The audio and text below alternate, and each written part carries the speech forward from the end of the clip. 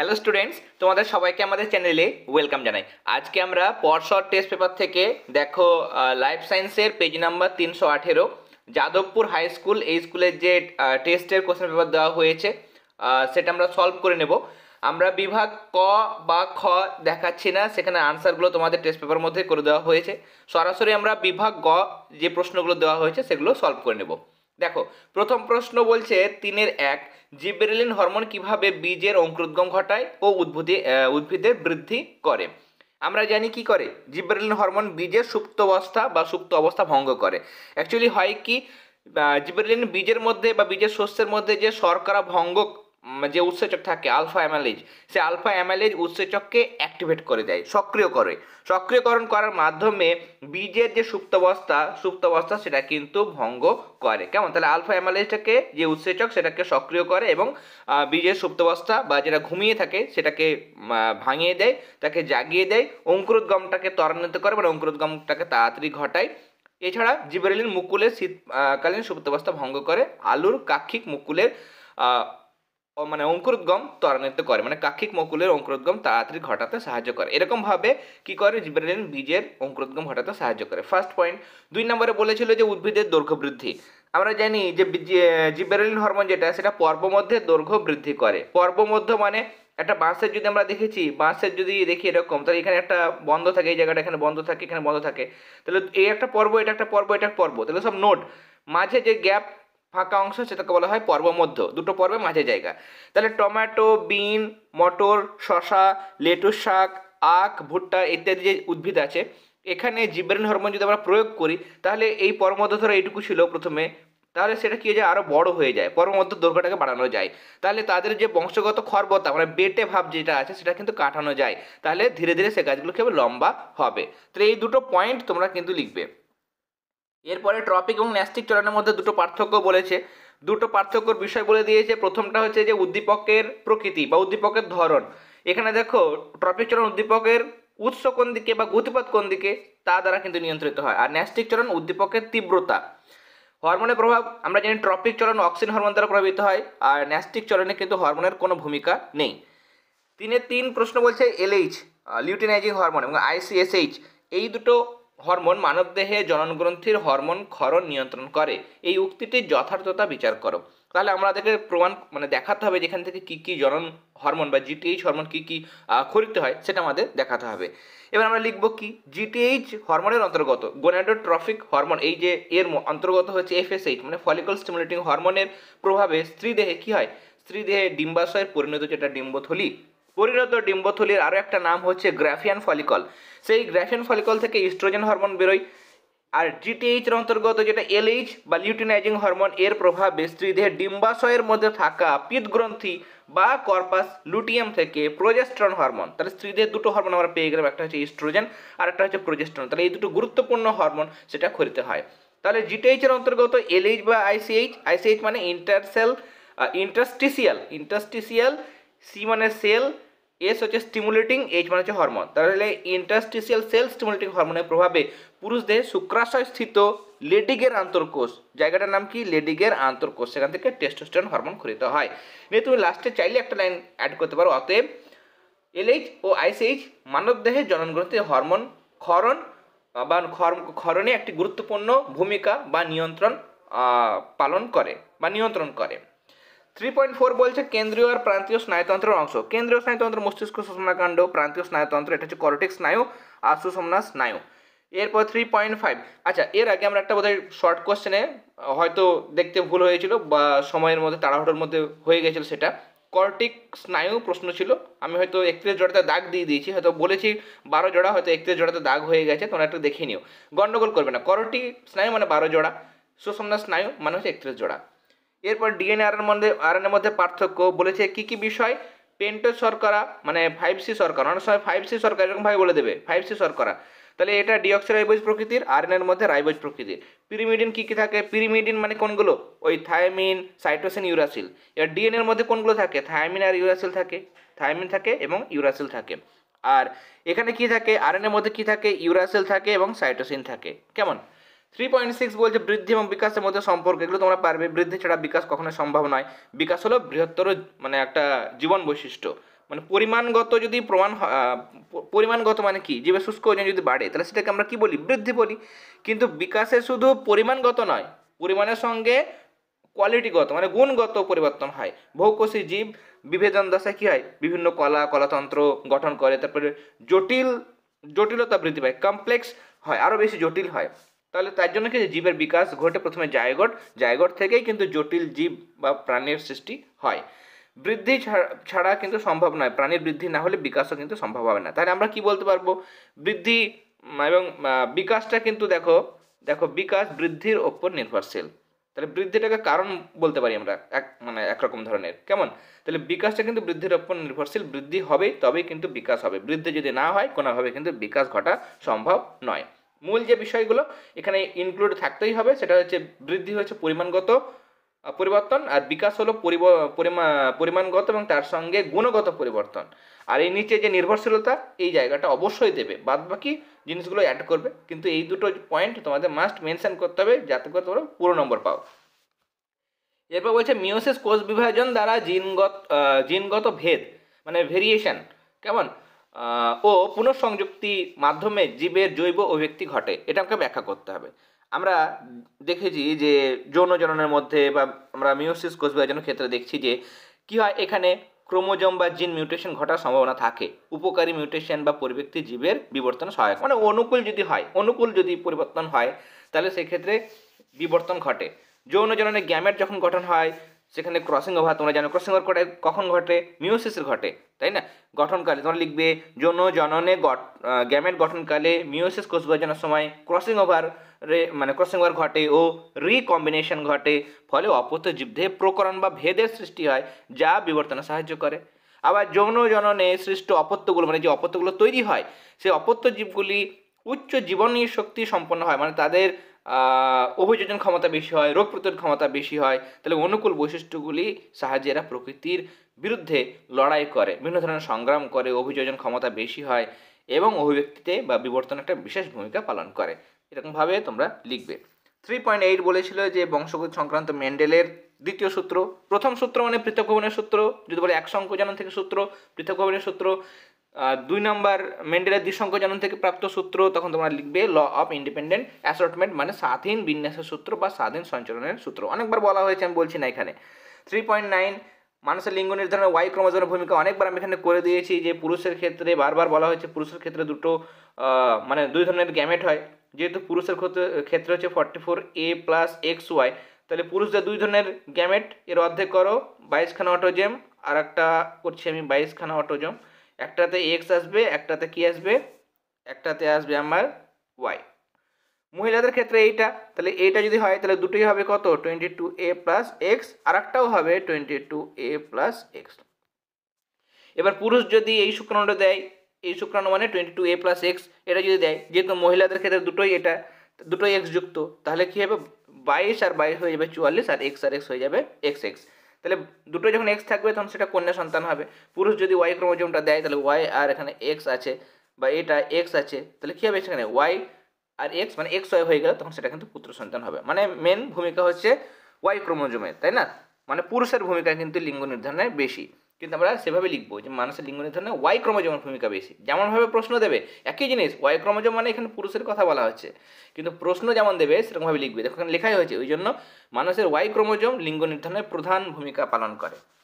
Thalassaemia প্রতিরোধে genetic counselling গুরুত্বপূর্ণ বলা হয়েছে। অর্জিত বৈশিষ্ট্যের বংশানুসরণ, এটা তোমরা জানো যে লেমার্কের মতে বংশানুসরণ বলতে জীব তার জীবন দশায় পরিবেশের প্রভাব এবং নিজের প্রচেষ্টা মানে নিজের চেষ্টাতে যেসব বৈশিষ্ট্যগুলোকে অর্জন করছে সেটা একজনও থেকে মানে একটা জেনারেশন থেকে তাদের সন্তানদের মধ্যে মানে পরবর্তী জনতে, তারপর তাদের সন্তান এরকমভাবে পরপর জেনারেশনে সঞ্চারিত হয়, মানে ছড়িয়ে যায় এবং নতুন বৈশিষ্ট্যযুক্ত জীবের উদ্ভব ঘটে। যেমন জিরাফগুলো উঁচু গাছের ডালপালা লতাপাতা খাওয়ার চেষ্টা করেছে, ফলে তাদের সামনের পা, তারপর তাদের গ্রীবা মানে গলা, সেগুলো লম্বা হওয়ার চেষ্টা করেছে। এরকমভাবে হতে হতে হতে হতে অনেক জেনারেশন পর তাদের গলাগুলো কী হয়েছে, লম্বা হয়েছে। তো এটা একটা অর্জিত বৈশিষ্ট্যের বংশানুসরণের একটা এক্সাম্পল।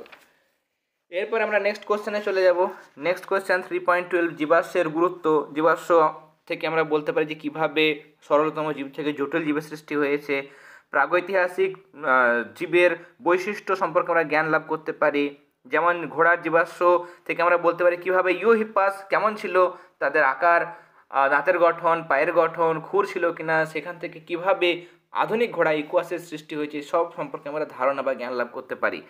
মিসিং লিঙ্ক যেগুলো রয়েছে বা হৃতযোজক যেগুলো রয়েছে সেগুলো আবিষ্কারের ফলে উদ্ভিদ রাজ্যের প্রাণী রাজ্যের কোন পথে, মানে প্রথমে কোনটা সৃষ্টি হয়েছে, তারপরে কীভাবে সৃষ্টি মানে কোন প্রাণী সৃষ্টি হয়েছে, উভচর, তারপর কীভাবে সরীসৃপ, পক্ষী, স্তন্যপায়ী এরকম সৃষ্টি হয়েছে, সেগুলো সম্পর্কে আমরা ধারণা পাই, বা বিবর্তন কোন পথে ঘটেছে সে সম্পর্কে আমরা একটা বিস্তারিত জ্ঞান লাভ করতে পারি। 3.13 বলছে ফণী মানুষের পাতা কেন কাটায় পরিণত হয়েছে? বাষ্পমোচন রোধ করার জন্য। লবণ সহনের জন্য কি কি অভিযোজন? দেখো দুটো মিলে 2 নাম্বার, তাহলে একদম গাদা গাদা দুপাতা জুড়ে নোটস আমরা কিন্তু দেবো না, যতটুকু দরকার নাম্বার দেখে সেরকমভাবে আনসার লিখবে। তাহলে প্রথমটার জন্য 1 নম্বর, 2 নম্বর যে পয়েন্টটা সেটা 1 নম্বর, তাহলে বেশি লেখা যাবে না, ছোটো ছোটো করে পয়েন্ট লিখবে যে পাতায় লবণ গ্রন্থি থাকে, কাণ্ডের বাকল মানে ছাল, বাকল মানে ছাল, সেখানে অতিরিক্ত লবণ থাকে, পরে সেগুলো পাতা বা লবণ বাকলটা ঝরিয়ে লবণ ত্যাগ করে, মূলের সাহায্যে অতিরিক্ত লবণ বের করে দেয়। আর এদের লবণাক্ত মাটিতে বা কম অক্সিজেনযুক্ত মাটিতে বাস করে বলে এদেরকে শ্বাসমূল দেখা যায়, নিমাটোফোর দেখা যায়। 3.14 বলছে যে এসপিএম এবং অ্যালগাল ব্লুম কোন কোন দূষণের সঙ্গে সম্পর্কিত? এসপিএম সাসপেন্ডেড পার্টিকুলেট ম্যাটার, বায়ু দূষণের সঙ্গে সম্পর্কিত। অ্যালগাল ব্লুম কেন হয়? জল দূষণের জন্য হয়। কোন দূষণের সঙ্গে সম্পর্কিত? প্রশ্ন বুঝে আনসার লিখবে। এরপর 3.15 ক্রমাগত জলাভূমি ধ্বংস আর কৃষি জমির পরিমাণ হ্রাসের ফলে কী কী সমস্যা? যদি জলাভূমি ধ্বংস হয় তাহলে কী হবে? পানি জলের সংকট, জীব বৈচিত্র্য কমে যাবে, বন্যা, মৎস্য চাষের প্রবলেম হবে, অর্থনৈতিক মানে প্রবলেম দেখা যাবে, অর্থনৈতিক সমস্যা দেখা যাবে, জলসেচের পরিমাণ কমে যাবে। আর কৃষি জমির পরিমাণ কমলে খাদ্য উৎপাদন কমে যাবে, দুর্ভিক্ষ সৃষ্টি হবে, কৃষি জমিতে জীব বৈচিত্র্য নষ্ট হবে। 3.16 সুন্দরবনের বিলুপ্তপ্রায় উদ্ভিদ লিখবে সুন্দরী গাছ, বিলুপ্তপ্রায় প্রাণী লিখবে royal Bengal tiger. 3.17 in situ ex situ সংরক্ষণ বলা হয়েছে, ইনসিটু প্রাকৃতিক পরিবেশে সংরক্ষণ করা হয়, এক্সিটু কৃত্রিম পরিবেশে। ইনসিটুতে বিবর্তন ঘটে আর এক্সিটুতে কোনো বিবর্তন ঘটে না। 4.1 যে প্রশ্ন দিয়েছি দেখো, বিভাগ ঘ, এবছরের জন্য তোমাদের বারবার বলেছি অক্ষিগোলকের ছবি এবং তার সঙ্গে মাইটোসিস কোষ বিভাজনের মেটাফেজ দশার ছবি ভালো মতোভাবে করে যাবে। কেমন? এই দুটো কিন্তু তোমাদের এবছরের জন্য দারুণ ইম্পর্টেন্ট। তার সঙ্গে চেষ্টা করবে মানে মাইটোসিসের মেটাফেজ যেমন করবে, তার সঙ্গে অ্যানাফেজ দশাটাও তোমরা কিন্তু অবশ্যই দেখে যাবে। এছাড়াও চিত্র কোনগুলো বেশি ইম্পর্টেন্ট সেই সংক্রান্ত আমরা দেবো, আলোচনা করবো, ফাইনাল তোমাদের বলবো, কিন্তু এখন তোমরা এগুলো ভালো মতোভাবে প্র্যাকটিস করো। এবিটিএ টেস্ট পেপার যারা সলভ করেছো বা যারা আমাদের চ্যানেলে প্রথমবার এসছো, দেখো যারা আমাদের ক্লাসে দেখো নি এবিটি এগুলো আমরা কীভাবে সলভ করেছি, যতটুকু নিট অ্যান্ড ক্লিন, যতটুকু আনসার লেখা প্রয়োজন, এবং চেষ্টা করেছি 99.99%, অনেকগুলো ক্ষেত্রে 100%ই আমরা সঠিক উত্তর দিয়েছি। আমার মনে হয় হয়তো এতগুলো সেট দিয়েছি, হয়তো একটা বা দুটো হয়তো যেটা আমার দেখতে ভুল ছিল বা কিছু, বা একটু আনসারটা একটু কারেকশান হবে সেটা আমি করে দিয়েছি, একটা বা দুটো সেটে মোস্ট প্রবাবলি। বাদ বাকি সবগুলোতে আমি 100% আনসার কিন্তু কারেক্ট দিয়েছি। যারা দেখোনি আমাদের চ্যানেলে প্লেলিস্ট অপশানে যাবে, সেখানে এবিটি এর টেস্ট পেপার আলাদা প্লেলিস্ট পাবে, ফিজিক্যাল সায়েন্সের, লাইফ সায়েন্সের, ম্যাম যে বেঙ্গলি জিওগ্রাফি সলিউশনগুলো দিয়েছেন সেগুলো পেয়ে যাবে। সবগুলোতেই বিভাগ ক, খ, গ, ঘ প্রত্যেকটা সেটের আনসার করে দেওয়া হয়েছে।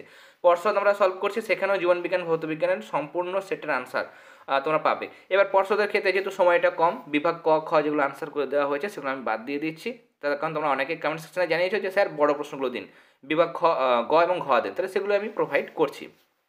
এবার যারা চাইছো যে আমি এই আনসারগুলো পিডিএফের আকারে চাই, পিডিএফ যেগুলো আমি প্রোভাইড করছি বা তৈরি করছি সেগুলো হ্যান্ড রিটেন হোক বা টাইপ করে হোক বা বিভিন্ন বই থেকে আমি কালেকশন করেছি, যেগুলো আমি প্রোভাইড করছি, আনসারগুলো খুঁজে খুঁজে বের করেছি, নিট কতটা তোমাদের লেখা দরকার, এই যে পিডিএফগুলো তৈরি করছি, যদি তোমরা এগুলো পেতে চাও, এবিটিএ টেস্ট পেপার এবং পর্ষদের ভৌতবিজ্ঞান জীবনবিজ্ঞানের যদি আনসারগুলো পেতে চাও, তাহলে তোমরা আমাদের পেড হোয়াটসঅ্যাপ গ্রুপে যুক্ত হতে পারো। আমি স্ক্রিনে একটা নাম্বার দিয়ে দিচ্ছি, সেই নাম্বারে যোগাযোগ করো।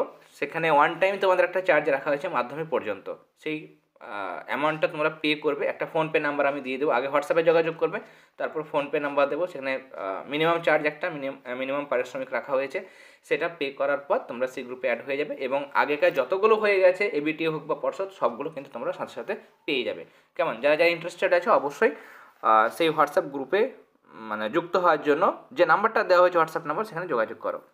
জননের গুরুত্ব এটা আমরা পেয়েছি আগে, প্রফেজ আর টেলোফেজের বিপরীতধর্মী ঘটনা, এরকম প্রশ্ন আসে, এরকম ধরনের প্রশ্ন কিন্তু আসে। ইনসুলিন গ্লুকাগনের বিপরীতধর্মী ঘটনা, তাই না? এরকম টাইপের প্রশ্ন প্রফেজ টেলোফেজ দিয়েছে এখানে। প্রোফেজে কী হয়, নিউক্লিওলাস নিউক্লিয় পর্দা এগুলো অবলুপ্ত হয়। আর টেলোফেজে কী হয়, এই দুটো আবার পুনরায় আবির্ভূত হয়। প্রোফেজে কী হয়, ক্রোমাটিন জালিকা কুণ্ডলীকৃত হয়, ঘনীভূত হয়, ক্রোমোজোম আবির্ভূত হয়। আর টেলোফেজে কী হয়েছে, পুনরায় নিউক্লিয় জালিকা সৃষ্টি হয়। ফার্নের জন্য ক্রম টেক্সট বুকে দেওয়া হয়েছে, দেখবে সুন্দর করে লিখবে। এবং এখানে যে এটা দেওয়া হয়েছে, আচ্ছা আমি ছোটো করে দেখাচ্ছি তোমাদের, এই যে প্রত্যেকটা কেমন লিঙ্গধর এবং রেণুধর জন্য, মানে এন এবং 2n হ্যাপ্লয়েড ডিপ্লয়েড কীভাবে ঘটছে ফার্নের জন্য ক্রম, এটা তোমরা দেখাবে। 4.3-তে যাবো। 4.3 বলছে এখানে আমাদের প্রশ্ন, মটর গাছের হলুদ হলুদ হলুদ মানে কি, সেখানে আমাদের অবশ্যই ক্যাপিটাল ওয়াই থাকতে হবে, তাহলে বিশুদ্ধ হলুদ দুটো ক্যাপিটাল ওয়াই, এবং গোল তাহলে রাউন্ড। এটার সঙ্গে সবুজ মানে দুটোই স্মল ওয়াই, এবং কুঞ্চিত মানে দুটো স্মল আর, এদের সংকলন ঘটাতে হবে। তোমাদের টেক্সট বুকে আছে, তোমরা টেক্সট বুক থেকে করে নিতে পারো, এবং চেকার বোর্ডের সাহায্যে দেখাবে, সিদ্ধান্তও তোমরা দেখাবে। কেমন ফিনোটাইপ অনুপাত মানে এই যে এখানে তোমাদের 9:3:3:1, এবং জিনোটাইপ এটাকে 1:2:2:4:1:2:1:2:1। কীভাবে মনে রাখবে আমি বারবার আগেও বলেছি, এখানে আর বারবার বলে সময় নষ্ট করছি না। নেক্সট কোশ্চেনে যাচ্ছি।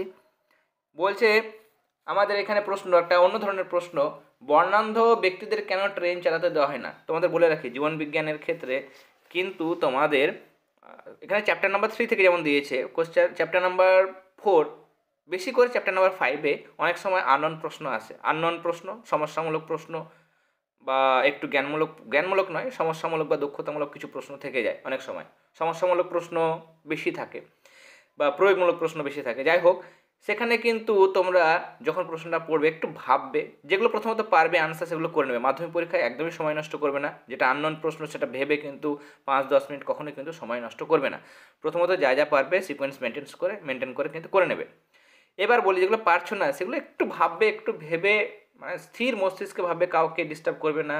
নিজে তুমি যেটা শিখে এসছো, নিজে যা বুঝে এসছো সেটাকে কাজে লাগিয়ে একটু জাস্ট ভাববে, ভেবে দেখবে তুমি কিন্তু নিজেই আনসার, মানে সঠিক আনসার লিখতে পারবে।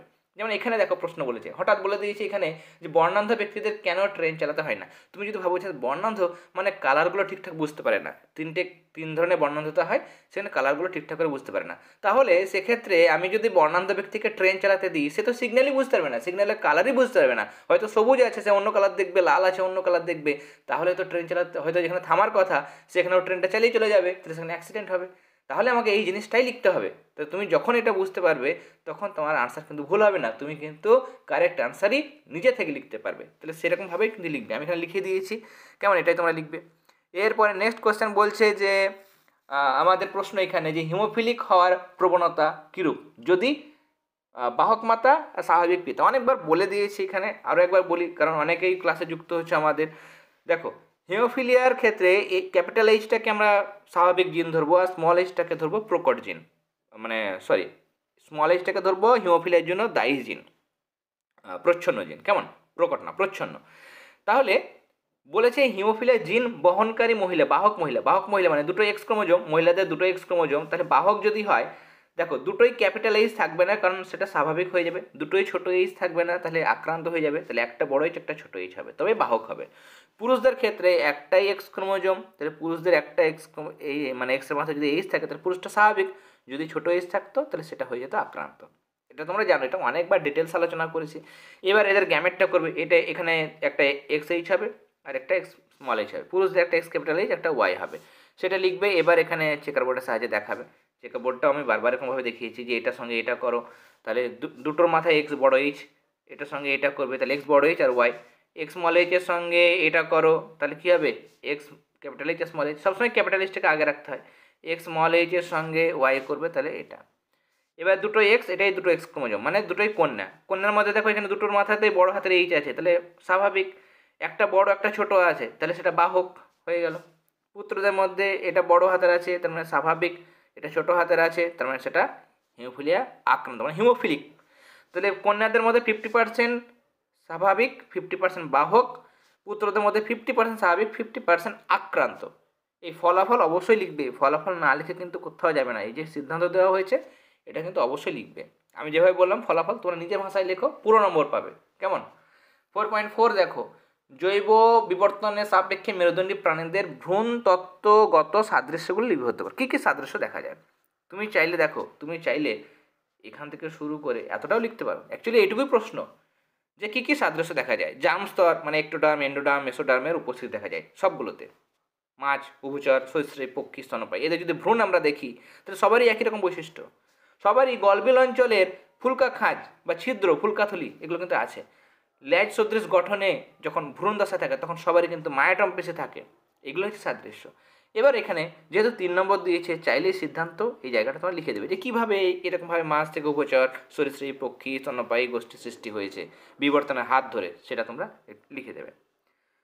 এরপরে নেক্সট কোয়েশ্চেন বলছে এখানে আচ্ছা, মৌমাছিদের বার্তা, মৌমাছিদের আচরণগত অভিযোজন। 2 ধরনের অভিযোজন এখানে দেখাবে। 100 মিটার মধ্যে হলে সেখানে চক্রাকার, 100 মিটার বেশি হলে ওয়াগেল নৃত্য, এগুলো তোমরা জানো। নেক্সট রেখাচিত্র সাহায্যে জৈব অভিব্যক্তির মুখ্য ঘটনা এখানে বলে দিয়েছি। রেখাচিত্র বলেছে, গল্প লেখার দরকার নেই, শুধু রেখাচিত্র দেবে। এর সাথে প্রশ্ন আছে যে উটের জলক্ষয় রোধের জন্য অভিযোজনগত বৈশিষ্ট্য এখানে এই যে কি কি হয়, এখানে আমাদের 2 নম্বর দিয়েছে, তাহলে আমরা বেশি লিখবো না। এখানে এই যে বাষ্পীভবন রোধ করার জন্য এদের চামড়া পুরু হয়, রোমযুক্ত হয়, মলমূত্রর সাথে খুব কম পরিমাণে জল বের হয় মানে ঘনমূত্র, অর্ধ কঠিন মূত্র হয়, ইউরিয়ার পরিবর্তে ইউরিক অ্যাসিড বের হয়, আর হেনলি লুপ কী করে, জলের পুনঃশোষণ ঘটিয়ে মূত্রকে ঘন হতে সাহায্য করে। এগুলোই লিখবে। 4.5 বলছে জনসংখ্যা জনসংখ্যার বৃদ্ধির, আচ্ছা ক্রমবর্ধমান জনসংখ্যার সমস্যা। এগুলো সমস্যা দিয়েছে কত নম্বর? 3 নম্বর। চেষ্টা করে মিনিমাম 4টে পয়েন্ট লেখার, কেমন? এগুলো জলের মতো সহজ, নিজেরাই লিখতে পারবে, কেমন? 4-5টা পয়েন্ট লিখে দেবে। পিবিআরের ভূমিকা আগে অনেকবার হয়েছে। পিবিআর মানে কি? People's biodiversity register. তাহলে এখানে কী করে তারা?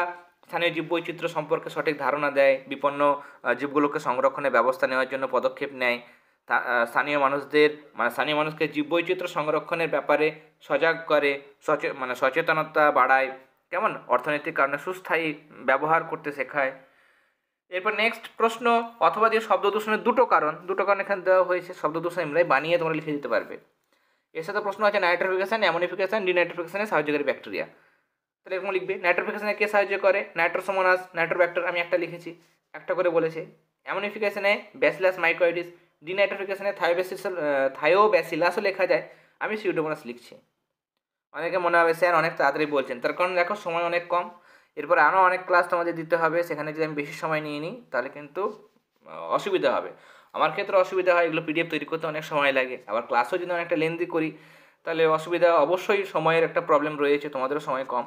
যেগুলো হয়ে গেছে দেখো বারবার হয়েছে, আমি সেগুলো বলছি না, কেমন? অনেক সময় বলে দিচ্ছি যেগুলো তবুও বোঝানোর আছে, যেমন ওই চেকার বোর্ডেরগুলো আমি আবার বুঝিয়ে দিচ্ছি বারবার, কিন্তু যেগুলো তোমরা এমনি পারবে সেগুলো আর বোঝাবার দরকার নেই। হটস্পটের শর্ত যেমন 4.6 অনেকবার বলেছি। ক্যান্সারের একটা কারণ একটা কারণ দুটো লক্ষণ, তাহলে একটা কারণ কী দেবে? অতিরিক্ত ধূমপান, ধূমপান হচ্ছে একটা কারণ। উপসর্গ বা লক্ষণ কী? এটা হচ্ছে কাশি, বুকে ব্যথা, আর 2 নম্বর লিখবে অনেক সময় কাশির সঙ্গে রক্তক্ষরণ। অথবা দিয়ে প্রশ্ন বলছে ভারতে একটা কুমির সংরক্ষণ কেন্দ্র, পশ্চিমবঙ্গের ভগবতপুর কুমির প্রকল্প, আর রেড পান্ডা লিখবে সিঙ্গালীলা জাতীয় পার্ক। শেষ প্রশ্ন, মিষ্টি জলের উৎসগুলো কীভাবে দূষিত হয়? এখানে দিয়ে দেওয়া হয়েছে, দেখো মিষ্টি জলের উৎসগুলো কীভাবে দূষিত হয়। ভৌম জলের অতিরিক্ত ব্যবহার করলে স্বাভাবিকের তুলনায় তাদের জলের লেভেলটা নিচের দিকে চলে যায়, তখন আর্সেনিক ফ্লোরাইডের মাত্রা বেড়ে যায়, তখন মিষ্টি জলের মানে জলগুলো দূষিত হয়। কৃষিক্ষেত্রে ফসল উৎপাদনের জন্য নানা রকম যখন রাসায়নিক সার ব্যবহার করা হয়, urea, ammonium sulphate, super phosphate, potash সার, কীটনাশক ব্যবহার করা হয়, ম্যালাথিয়ন, হেপ্টাক্লোর, এরা যখন মানে এগুলো বৃষ্টির জলে ধুয়ে যখন পুকুর নদীতে এসে পড়ে তখন জলকে দূষিত করে। গৃহস্থলী এবং পয়স প্রণালীর জলের মধ্যে বিভিন্ন রকমের সংক্রামক জীবাণু মিশে থাকে, তারা জলকে মানে দূষিত করে। তাহলে আজকে আমরা এই পরশর টেস্ট পেপার থেকে আরও একটা লাইফ সায়েন্সের সেটের আনসারগুলো দেখে নিলাম। ক্লাসটি ভালো লেগে থাকলে অবশ্যই ক্লাসটিতে লাইক দেবে।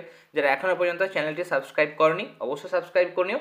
চ্যানেলের প্লেলিস্ট অপশানে যাবে, সেখানে পর্ষদের আলাদা প্লেলিস্ট এবং এবিটের আলাদা প্লেলিস্ট, একটা করে প্লেলিস্ট ক্রিয়েট করে দেওয়া হয়েছে। সেখানে ওই যে সমস্ত সাবজেক্টের সলিউশনগুলো হচ্ছে সেগুলো সবগুলোই তোমরা সেই সমস্ত প্লেলিস্টের মধ্যেই পেয়ে যাবে।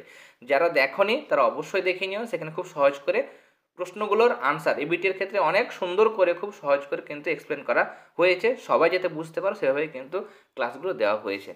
যারা করনি দেখোনি আনসারগুলো এখনও পর্যন্ত অবশ্যই দেখে নিও, দেখবে রিভিশন দিতে বা সেখানে অনেক সহজ করে বলে দেওয়া হয়েছে, তোমাদের কিন্তু অনেকটাই কাজে দেবে।